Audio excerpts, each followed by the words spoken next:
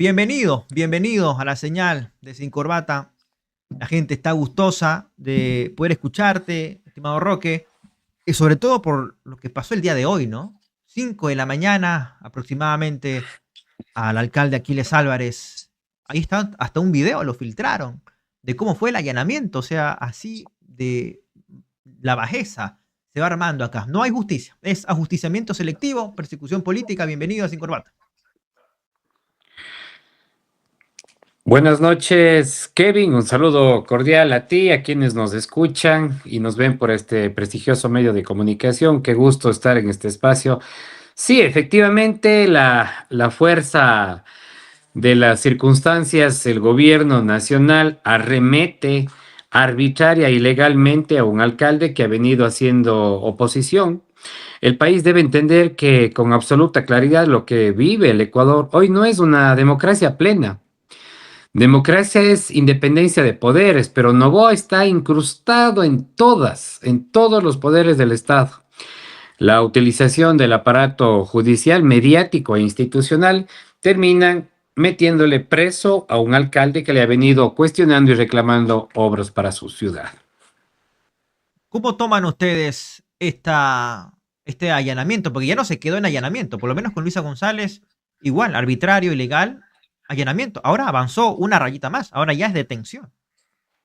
Claro, la detención de Aquiles Álvarez no puede analizarse como un hecho aislado.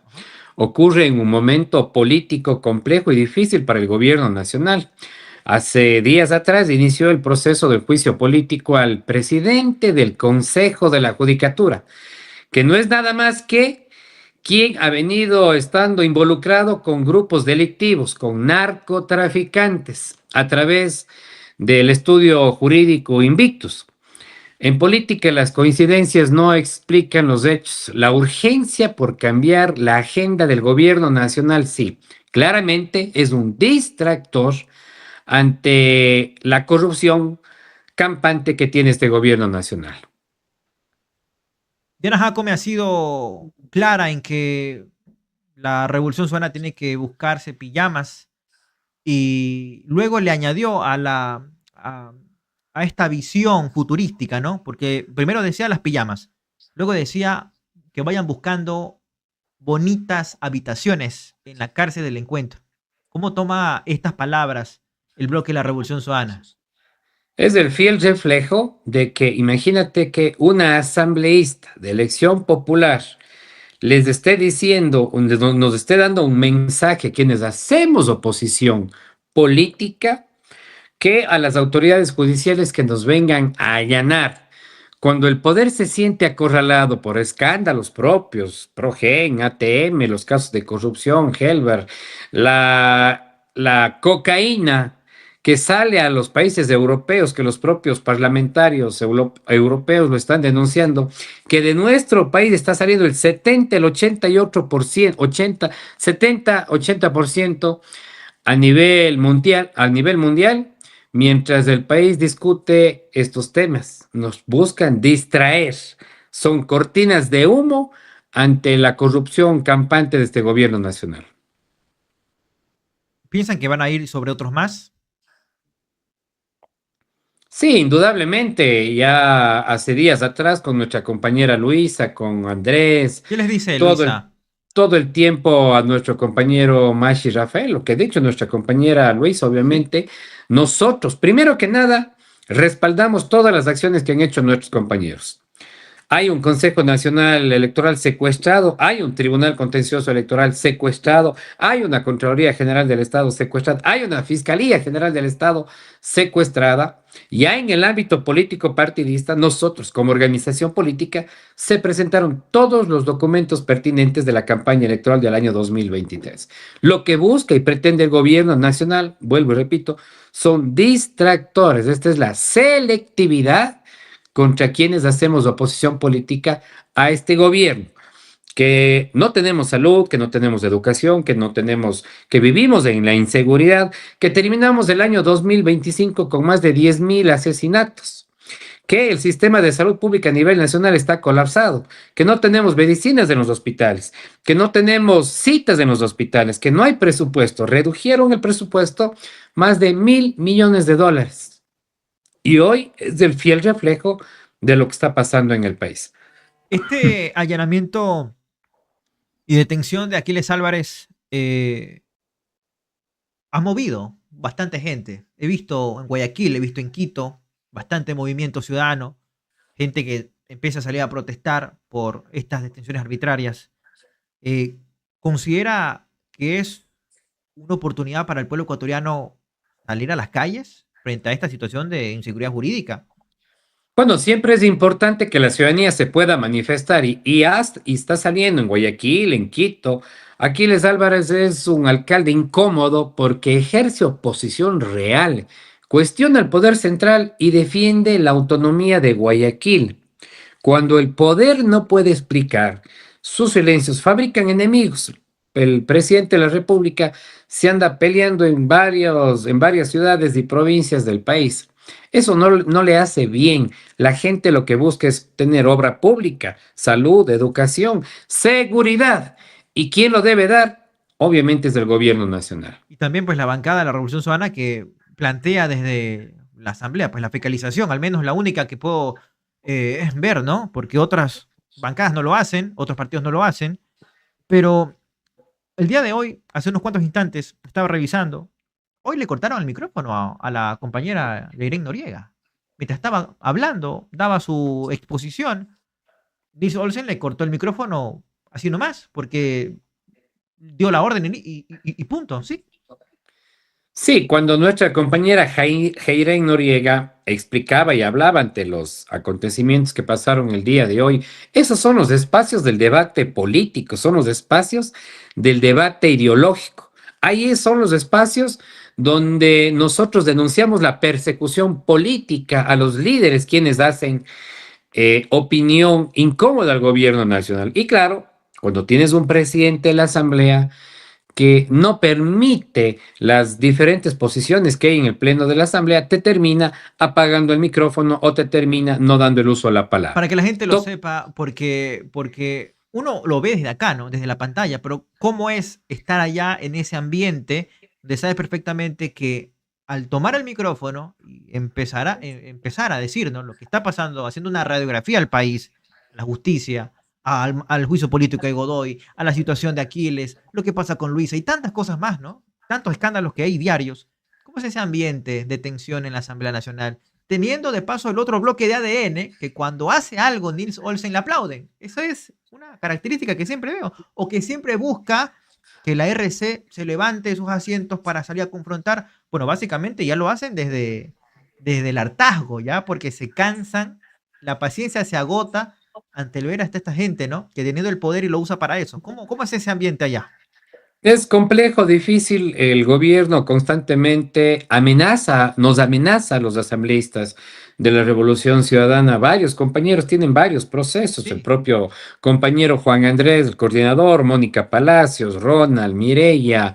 Es decir, constantemente el gobierno nacional, a través de la ilegalidad, a través de un CAL que están de una manera ilegítima, ilegal, constantemente hostigando y queriéndonos callar. No nos vamos a callar, vamos a seguir denunciando las ilegalidades, la corrupción, la cocaína que está saliendo de los puertos de nuestro país. Esa es la verdad. Y nosotros seguiremos en el ejercicio de nuestro derecho legítimo a fiscalizar y a legislar, evidenciando la negligencia y la inoperancia del gobierno nacional. Están unidos como bloque en estos momentos, aún cuando la situación es tensa. Esto es más o menos como una ruleta. No saben a quién le va a caer el número. ¿Cómo Sí, están a nivel de bloque de la Revolución Ciudadana? nosotros estamos muy unidos, estamos fortalecidos como organización política, como asambleístas, y claro, lo que tú dices es la verdad. Entre broma y broma, a veces con los compañeros conversamos y hablamos, no sabemos a qué nos atenemos. Claro. Cuando en un Estado constitucional de derechos y de justicia es legítimo que haya una oposición al poder de turno, una oposición que construye, que cuestiona, que evidencia, que propone, pero en las condiciones, cuando tienes al niño en Carondelet, que indudablemente no le gusta la oposición que hay en la asamblea, vienen estas amenazas que te hacen por las redes sociales y que constantemente nosotros estamos pendientes de las diferentes situaciones que pueda pasar en este país. Los próximos que escuché el día de hoy me pareció, sí, a la propia Viviana Veloz, le escuché justo antes de entrar al complejo judicial norte, cuando fue pues a hablar, al menos con la defensa de Aquiles Álvarez, y decía, los próximos somos los 5 que vamos llevando el juicio político de Godoy. Hablamos de Viviana Veloz, Raúl Chávez, Liliana Durán, Franklin Samaniego y de Javier Lazo. Cada uno con su área de experticia, con su propuesta, con su parte que le tocó exponer y muy bien explicar y sustentar en el juicio político. Godoy los quedaba viendo con una cara de pocos amigos. Seguimos el juicio político de inicio hasta el día de hoy, que no se presentaron los 8 participantes, pero Godoy prácticamente dio hasta su propia resolución a su cargo. Dijo, yo les recomiendo que archiven mi juicio. Son ellos los próximos a tu consideración. Sí, indudablemente toda nuestra solidaridad, nuestra fortaleza con nuestros compañeros, vuelvo y repito, el juicio político que está impulsando adelante varios compañeros y que es una decisión de la bancada de la Revolución Ciudadana, le incomoda enormemente. Vaya usted a saber qué sabrá el presidente del Consejo de la Judicatura Es lo que vengo cuando el preguntando, propio ¿sabes? juez, el juez Serrano, ha denunciado la falta de capacidad, la falta de atención en temas de seguridad cuando ha tenido las diferentes amenazas por aquellos narcotraficantes que le han venido hostigando y cuestionando y que le terminó finalmente, tuvo que renunciar ante la falta de protección por parte del Consejo de la Judicatura, por parte del presidente, que está llamado a protegerle no solo al juez Serrano, a los fiscales, a los jueces, a todo el sistema judicial a nivel nacional. No va a disminuir la delincuencia cuando la delincuencia se ha tomado el Consejo de la Judicatura. Inicialmente, y pido disculpas, inicialmente esta entrevista era para hablar del tema del nuevo proyecto de ley al tema de reducción de presupuesto a los GATS, que desde Cuenca hiciste pues una rueda de prensa, pusiste que van a defender los recursos del pueblo ecuatoriano. Esto es otro tema que parece que sí causó el escándalo ese y el tema de eliminar ciertas licencias para poder explotar algunas áreas protegidas. O sea, son dos temas bárbaros, ¿no? Como proyectos de ley que son claramente enviados del FMI. ¿Cómo avanza este proyecto de ley? Vi esa rueda de prensa que diste desde Cuenca. ¿Cómo la gente lo receptó? Bueno, este proyecto, los dos económicos urgentes, primero es el tema de los GATS, que indudablemente con la pretendida económica urgente lo que está afectando es la autonomía administrativa financiera de los gobiernos locales, llámese prefecturas, alcaldías y juntas parroquiales. Si el gobierno nacional buscaría proteger, sostener a los gobiernos locales, debería pagarles más de $1.000 millones, les está debiendo a las prefecturas, a los municipios, a las juntas parroquiales, y que con estas decisiones absurdas, porque ya lo establece el propio COTAD, el 70-30, lo que pretenden y buscan es que el gasto corriente que se realiza en cualquier municipio, te voy a dar ejemplo, por ejemplo, en el municipio de Quito, donde tienes más de 20 escuelas municipales, pero no solo es la infraestructura, tú necesitas maestros para que puedan atender más de 25,000 estudiantes se van a quedar sin atender las escuelas municipales. Van a tener que cerrar los programas sociales, el tema de los IBBs, el tema de los diferentes planes, programas y proyectos que impulsa una prefectura. Es decir, lo que busca el gobierno nacional claramente es establecer una camisa de fuerza y que van a terminar afectando sobre todo a los gobiernos locales pequeños, llámese una junta parroquial, llámese un municipio en donde la asignación presupuestaria está 70-80% por parte del gobierno nacional. ¿Podemos decir que es una legalización del recorte presupuestario? Lo que busca el gobierno nacional es licuar la deuda que te va a Claro, pretender castigar, que quiere el gobierno nacional castigar cuando incumples el 70-30, que es muy había visto eso. subjetivo. Para eso existe, si es que hay gobiernos locales, prefecturas, municipios y juntas parroquiales, para eso están los organismos de control, para eso está la Contraloría General del Estado, para eso existen los consejos municipales, para poder realizar los procesos de fiscalización. Pero vuelvo y repito, lo que el gobierno nacional busca es afectar enormemente la autonomía financiera y administrativa de los gobiernos locales. No quiero ser, no sé la palabra, sería insidioso, pero una prefecta por ahí que apoyaba al gobierno, ahora resulta que va a estar perjudicada, porque también se le entra en el mismo paquete de reducción de este presupuesto. Hablamos de la prefecta Marcela Guiñaga, justamente, ¿no? Y ahora ella pide que por favor haya un diálogo para que recapacite y el presidente no lo haga.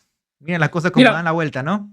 claro, más allá de todas digamos, las pretensiones de todas las autoridades, aquí hay que luchar por la autonomía. Sí. Hay que luchar por la autonomía de los municipios, de las prefecturas, que tanto nos ha costado desde el año 2008, con la entrada en vigencia de la Constitución de la República, en donde asigna los recursos presupuestarios a los gobiernos locales. Te agradezco muchísimo, estimado Roque. Gracias por tu tiempo. Hemos tratado de hablar de este tema que es la coyuntura que está pasando, que ahora ni siquiera, dice por acá, estaban revisando, ahora ni siquiera la propia ciudadanía, que de paso está impulsando, o pretende impulsar, sería la palabra, la expresión correcta, el 24 de mayo, un proceso de revocatoria. Te agradezco muchísimo, también el agradecimiento de la gente acá en vivo para hablar de estos temas. Gracias por tu tiempo. Gracias, Kevin. Un abrazo.